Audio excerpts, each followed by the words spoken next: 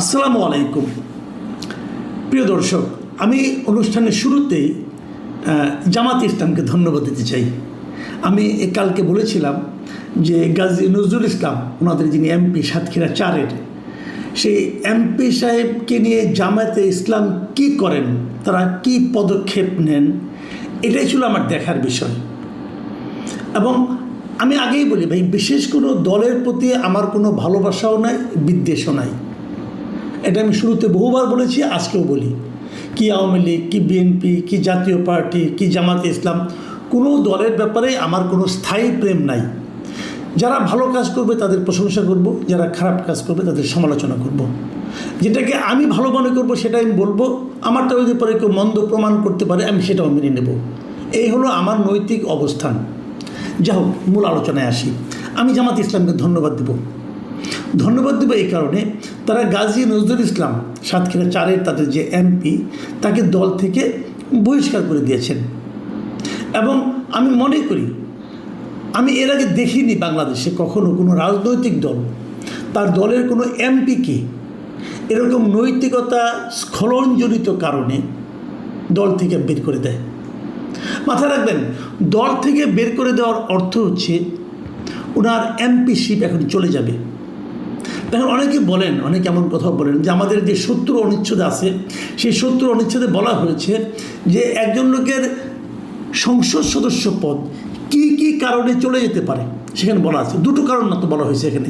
একটা হলো যদি উনি দল থেকে পদত্যাগ করেন, যদি উনি দল ছেড়ে দেন, তাহলে তার এমপিশিপ চলে যাবে, সে আর এমপি থাকবেন না। আর দ্বিতীয়টা হলো দল কোনো বিল আনলো, কোনো প্রস্তাব আনলো জাতীয় সংসদে, তিনি যদি সেখানে দলের বিরুদ্ধে ভোট দেন তাহলে তার সংসদ সদস্য পদ থাকবে না। এই দুটো হলো কারণ, মানে এই দুটো ঘটনা ঘটলেই একমাত্র এমপিগিরি চলে যাবে তার। এটা আমাদের জাতীয় সংসদের 70 অনুচ্ছেদে বলা আছে। এটা নিয়ে নানা বিতর্ক আছে। অনেকেই বলেন এই দুটো অনুচ্ছেদ থাকা ঠিক না, এটা গণতন্ত্রের জন্য ভালো নয়। অনেকেই কিন্তু অনেক কথা বলেন, কিন্তু আমি মনে করি যে এই অনুচ্ছেদটা থাকা ঠিক না, আমি নিজেও মনে করি। কিন্তু এখানে যে দুটো কথা বলা হয়েছে, আমাদের এই গাজী সাহেব, এই আপনার কী বলে গাজী সাহেব, যিনি আবার বীর মুক্তিযোদ্ধা, উনি তো দল থেকে পদত্যাগ করেননি, উনি তো দলের বিরুদ্ধে কোনো ভোটও দেননি। তাহলে ওনার এমপিত্ব কেন চলে যাবে?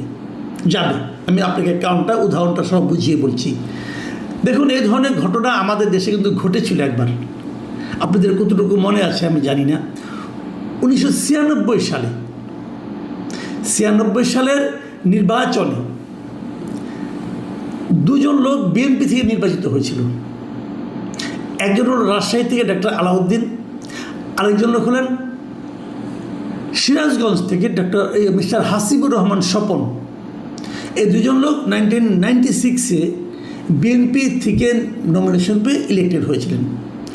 1996-এর সেই নির্বাচনে আওয়ামী লীগ ক্ষমতায় গিয়েছিল।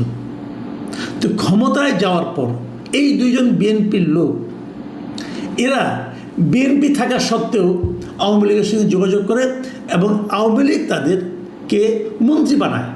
একজনকে মন্ত্রী বানায়, একজনকে প্রতিমন্ত্রী বানায়। প্রতিমন্ত্রী না উপমন্ত্রী আমার ঠিক খেয়াল নাই, মন্ত্রী বানায়। স্বপন সাহেবকে সম্ভবত প্রতিমন্ত্রী বানিয়েছিল। এখন প্রশ্ন হলো, ওনারা তো বিএনপি থেকে নির্বাচিত, তাহলে ওনারা কিভাবে আওয়ামী লীগ সরকারের মন্ত্রী হতে পারলেন? দল তখন প্রথম বলা হয়েছিল যে আওয়ামী লীগ তো একটা ঐক্যমত্যের সরকার করেছে, সেই ঐক্যমত্যের সরকারে তারা যোগ দিয়েছে, এটা বলা হয়েছিল। কিন্তু এই দাবিটা আওয়ামী লীগের পক্ষ থেকে করা হয়েছিল। কিন্তু বিএনপি করলো কি, তাদের দুইজনকেই তাদের দল থেকে বহিষ্কার করে দিল। এটা একটা আলাউদ্দিনকেও বহিষ্কার করে দিল এবং হাসিবুর রহমান স্বপনকেও বহিষ্কার করে দিল। এখানে একটু বলে দিই, পূর্ব ঘটনা আরেকটু বলি। এই আলাউদ্দিন সাহেব কিন্তু মূলত আওয়ামী লীগেরই লোক ছিল। উনি অনেক আগের থেকে আওয়ামী লীগে ছিলেন, আওয়ামী লীগের অনেক বড় নেতা ছিলেন।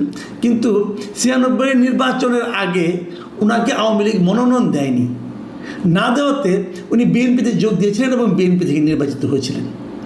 নির্বাচিত হওয়ার পর উনি আবার আওয়ামী লীগে জয়েন করেছিলেন, আওয়ামী লীগের মন্ত্রী হয়েছিলেন। কিন্তু বিএনপি দুইজনকে পরে আওয়ামী লীগের মন্ত্রিসভায় যোগ দেওয়ার কারণে বহিষ্কার করে দেয়। এখন বহিষ্কার করে দিলে আপনার ইলেকশন কমিশন বলে যে এই দুজনে আসনই শূন্য হয়ে গেছে। তার মানে কি হলো, দল বহিষ্কার করে দিলেও এমপিশিপ চলে যায়। ওই ঘটনা একটু বলে নেই, অনেকের আগ্রহ থাকবে। পরে কী হয়েছিল, পরে উপনির্বাচন হয়।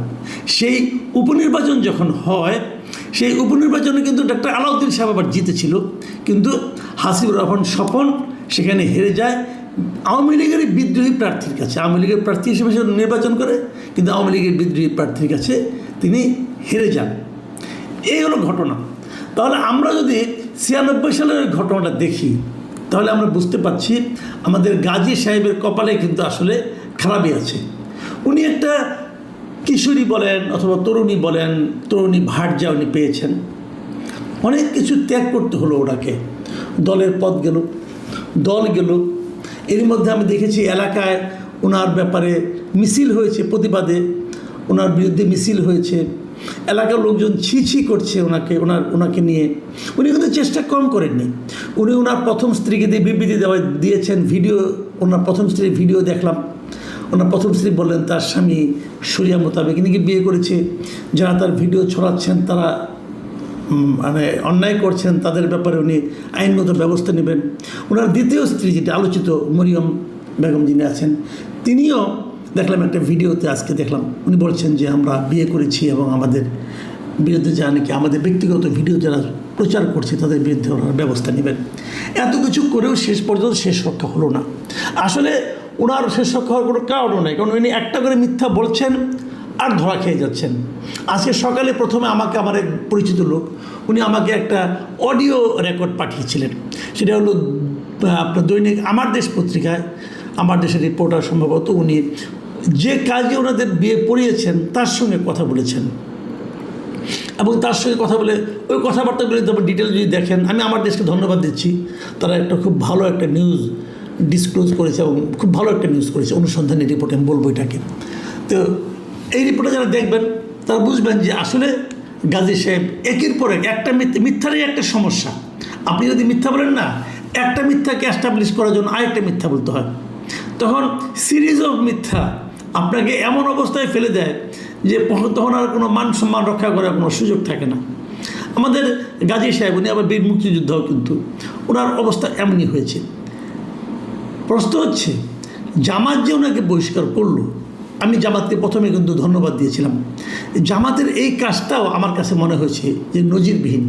বাংলাদেশের ইতিহাসে এর আগে কোনো পলিটিক্যাল পার্টি নৈতিক স্খলনের দায়ে কোনো সংসদ সদস্য কিন্তু দল থেকে বের করে দেয়নি। আমার স্পষ্ট মনে আছে আওয়ামী লীগ আমলে, ওইটাও একটা ভিডিও আমরা দেখেছিলাম। আওয়ামী লীগ আমলে ময়মনসিংহ এলাকার, সম্ভবত গৌরীপুর এলাকার একজন এমপি ছিলেন, তার এরকম একটা অন্তরঙ্গ ভিডিও প্রকাশিত হয়েছিল এবং সেটা আরও ভয়ঙ্কর অন্তরঙ্গ ছিল। সেই ভিডিও প্রকাশিত হওয়ার পর আমি ভেবেছিলাম যে এমন একটা লুচ্চা টাইপের লোককে নিশ্চয়ই আওয়ামী লীগ নিজেদের এমপি হিসেবে অব্যাহত রাখবে না, তার কার্যক্রম নিশ্চয়ই তার বিরুদ্ধে দলীয় কোনো অ্যাকশন হবে। কিন্তু আমি দেখেছি কিচ্ছু হয়নি, উনি এমপি ছিলেন শেষ পর্যন্ত। তো এই ধরনের ঘটনা কিন্তু আওয়ামী লীগে ঘটেছে, কিন্তু তারা কোনো অ্যাকশন নেয়নি। এই প্রথমবার দেখলাম জামাতে ইসলাম একটা অ্যাকশন নিল। বিষয়টা কী দাঁড়ায় আমি আপনাকে আবার এটুকু বলে শেষ করি, বেশি লম্বা করবো না আজকে আলোচনাটা। বিষয়টা হলো এরকম যে রাজনৈতিক দলের কিন্তু একটা দায়িত্ব থাকে জনগণের প্রতি। তারা যখন বলে আমরা সুশাসন কায়েম করব, তারা যখন বলে আমি সৎ লোকের শাসন কায়েম করব, কেউ মুখে উচ্চারণ করে, কেউ উচ্চারণ করে না। তো তাদের তখন দায়িত্ব হয় তাদের কথার সঙ্গে কাজের মিল ঘটানো। এখন নজরুল ইসলাম সাহেব জামাত ইসলাম কিন্তু পারত তার পক্ষ নিয়ে এটাকে থাপথুপ করে ঢাকা দেওয়ার জন্য, তাতে জামাত ইসলামের একটা লম্বা ক্ষতি হতো। আমাদের গ্রামে না এই ঘটনাগুলি কেন ঘটে আমি বলি আপনাকে। আমাদের গ্রামে এক ধরনের প্রবাদ প্রচলিত আছে, নিশ্চয়ই আপনারা বহুবার শুনেছেন। সেই প্রবাদটা হলো যে সেই লোকটা তত বেশি ভালো যার সম্পর্কে আপনি যত কম জানেন। যার সম্বন্ধে আপনি কিছুই জানেন না তাকে আপনি খারাপ বলবেন কীভাবে? দেখুন, গত নির্বাচনের আগে জামাতের পক্ষ থেকে কিন্তু একটা হাওয়া তোলা হয়েছিল যে আওয়ামী লীগ দেখেছেন, বিএনপি দেখেছেন, এবার জামাতকে দেখুন।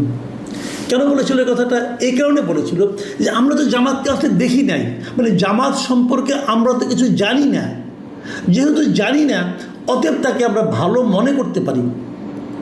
এবং জামাত মাঝে মাঝে একটা উদাহরণ দিত যে 91-এর যে নির্বাচনটা হয়েছিল, যে নির্বাচনে জামাতের সঙ্গে জোট করে বিএনপি ক্ষমতায় ছিল, সেই নির্বাচনে কিন্তু জামাতের 2জন মন্ত্রী ছিল মন্ত্রী পরিষদে।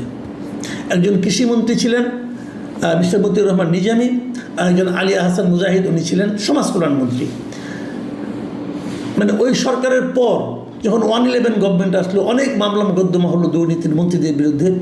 জামাতের এই 2জন মন্ত্রীর বিরুদ্ধে কিন্তু কোনো দুর্নীতির অভিযোগ ওঠেনি, মামলা হওয়া দূরের কথা। জামাত কিন্তু এটাকে একটা ইতিবাচক উদাহরণ হিসেবে উপস্থাপন করে যে তারা সৎ লোক। ওই যে বললাম কম জানলে ভালো লোক হয়ে যায়। এবার যেটা হয়েছে, ওইবার তো মাত্র 2জন ছিল এবং 2জন দলের শীর্ষ পর্যায়ের নেতা ছিল। এবার তো 77 জন, অনেক বেশি। কিন্তু তার সঙ্গে আরও কিছু যোগ হলো নারী নিয়ে। এখন এত লোকের উপর তো তারা সেই গ্যারান্টিটা দিতে পারে কি না। দেখেন, এর মধ্যে কিন্তু আমরা দেখেছি বেশ কয়েকটা ঘটনা দেখেছি আমরা। লোক তো বেশি হয়ে গেছে, সবার উপর নিয়ন্ত্রণ থাকে না, সবাইকে সেভাবে নির্বাচনও করা যায় না। তো এখন আমরা আস্তে আস্তে জামাত সম্পর্কে জানতে শুরু করেছি। যখন জানতে গেছি তখন আমাদের এই গাজী নজরুল ইসলামের মতো লোকরা বেরিয়ে এসেছে। কিছু লুচ্চা বেরিয়েছে, কিছু মূর্খ বেরিয়েছে। যেমন কুষ্টিয়ার একজন এমপি, বিখ্যাত এমপি, জায়গায় আমি নাম টাম না বলি, উনি বাজেট বলছেন, বাজেট 6000 কোটি টাকা হলে ভালো হতো।